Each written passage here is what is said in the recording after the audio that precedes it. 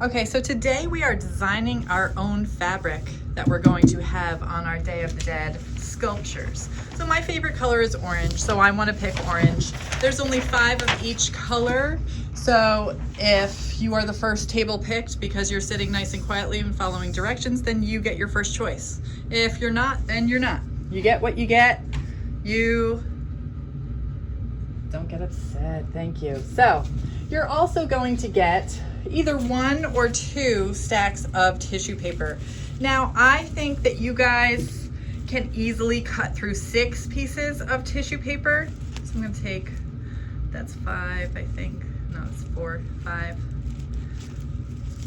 6. Okay, so you wanna cut through them all at once.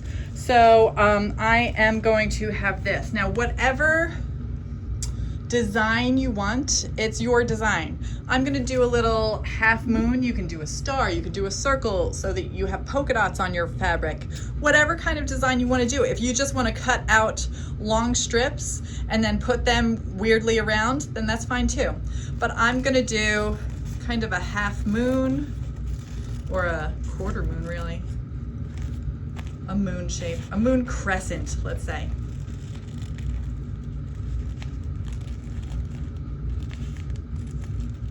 Or a wrench shape, maybe. Now, if you want to draw out your shape first, that is absolutely fine. If you do want to draw yours out first, you might not want to use the first one that has the drawing on it, because that's not going to look the same as your other ones. If you want to take a different color, I'm going to take 6 of these. 1, 2, 3, 4, 5, 6. And you could do the same shape, you could do a different shape. It is totally and completely up to you. I'm gonna do a different shape maybe. So I'm gonna cut off this edge that's not lined up very well, and I'm just gonna do strips that are lined up very well. I'm not gonna use this one because it wasn't. Miss Dale, having a quick snack outside. Sorry, not sure if that went through. I have to have my walkie. So I'm just doing strips of this one. I might need more crescents, so I'm gonna go take some more paper. Maybe that's about 6, I'm not counting because I wanna go quicker. So it's not gonna be exactly the same as the other one because nobody is perfect. Obvi. So I'm gonna do a crescent, but not exactly the same crescent.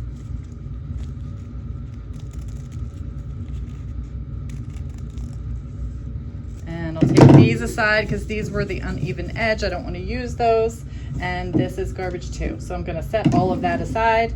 And I have my crescents and I have my other shape, my long rectangle, I guess.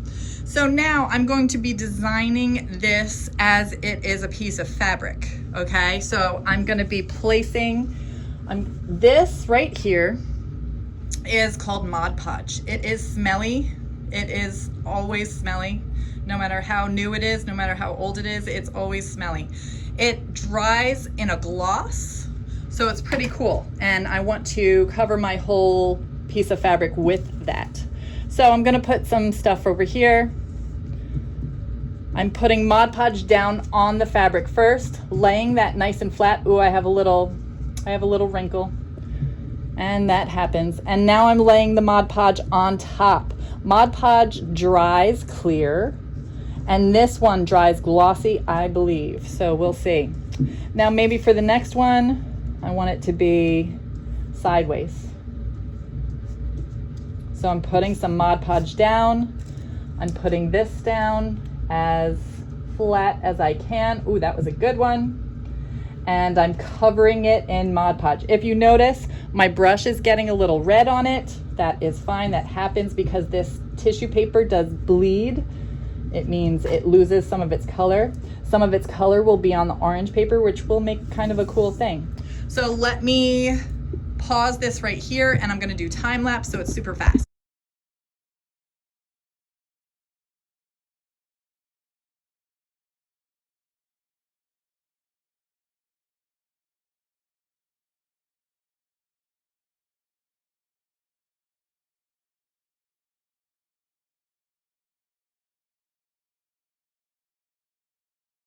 Okay, I just wanted to draw your attention to something. So I'm putting this one, the Mod Podge, on top of this one.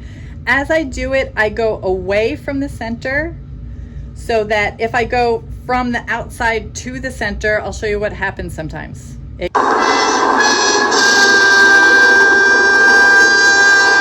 gets all in on itself, and then you can't really, it's just messed up.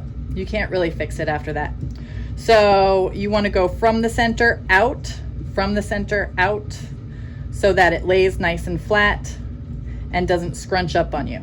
Okay, I was doing that with all of these, but I just thought I'd stop this one and show you what might happen if you don't do that. Once you are done with your design, I could definitely use 2 more over here, 1 more over here, and I think the rest is pretty good.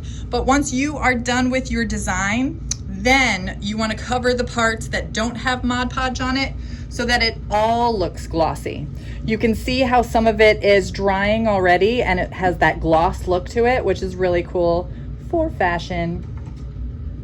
And so we're creating our fabric. If you don't have time to do this, then you don't have time to do this. But if you do have time, you want to make the whole thing glossy. So you want to go over every part with the Mod Podge so it all looks the same. Oh, I didn't even put on the yellow yet. Maybe I should do that. Okay, I'll do that on part of it.